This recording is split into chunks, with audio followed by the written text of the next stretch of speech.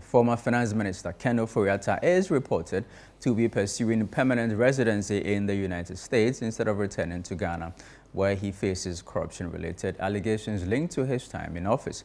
The development comes amid reports that Ghana has submitted an extradition request for his return, while he is said to be in detention in Virginia under the custody of the United States Immigration and Customs Enforcement for allegedly overstaying his visa. Now, for more on these latest developments, we're joined by Counsel for the former Finance Minister, Frank Davis.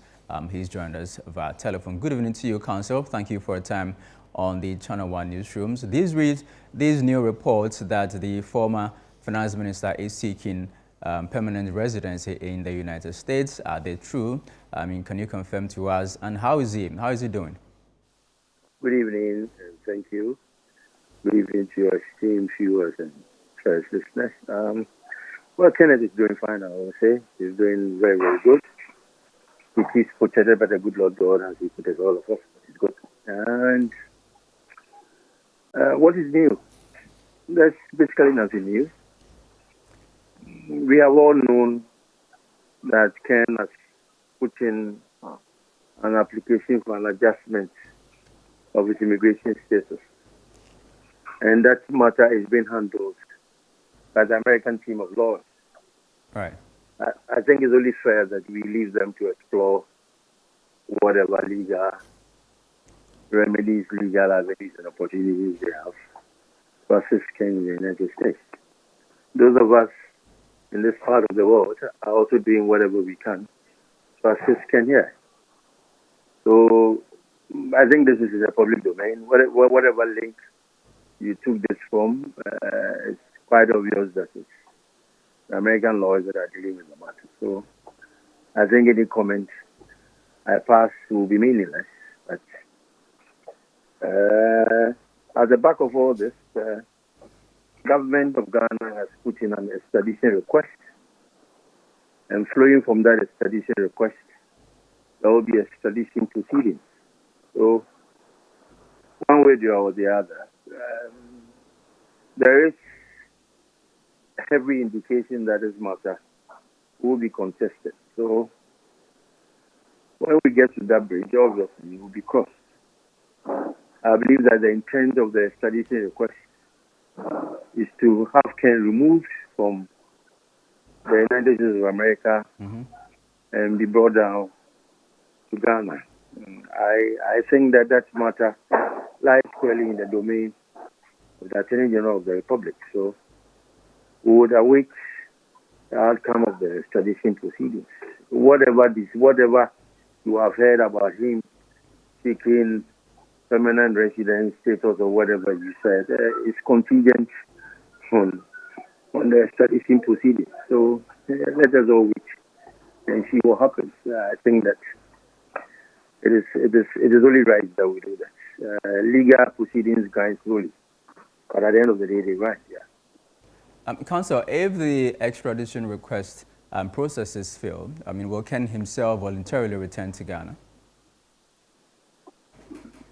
When the extradition proceedings fail, would Ken himself voluntarily return to Ghana?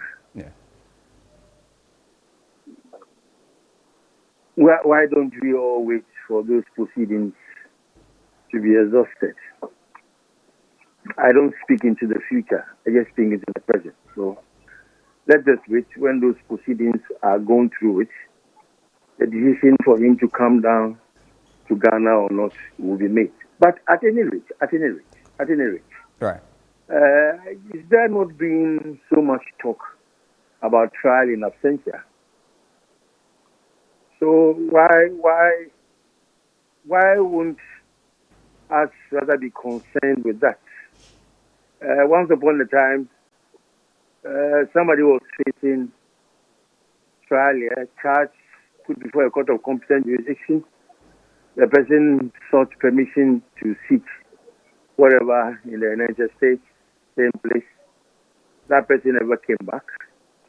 And there was a trial in absentia. So I believe that there are so many ways that the legal processes unfold themselves. So For me, let's wait for the extradition request to be put through. Okay, Counsel. There's an indication that the Office of the Special Prosecutor has applied to court for Ken to be formally notified of the charges that have been prepared against him. Up to date, if you ask me, I don't know whether those processes have been facilitated, whether he has even, as at now he's speaking to me, been notified of any charges against him. I think that should be the concern of you journalists, with all due respect, of the greatest respect. That should be the concern. Whether, as of today, speaking to you, whether Ken has formally been notified of his charges. Because if you have not notified any one of his charges, how do you prosecute the person? I think it should be of much concern to you, rather than asking whether you want to come to the country or not. If he has not been notified of his charges, can he come? So you're saying that as counsel for Ken Ofori-Atta, through you, he has not been notified of the charges against him? Well, I don't know anything. If Ken has been notified, I think, properly so to speak, the information will get to us, the lawyers. I have no indication whatsoever and howsoever as to whether he's been notified of the charges which have been preferred against him. It is all in the public domain. All right?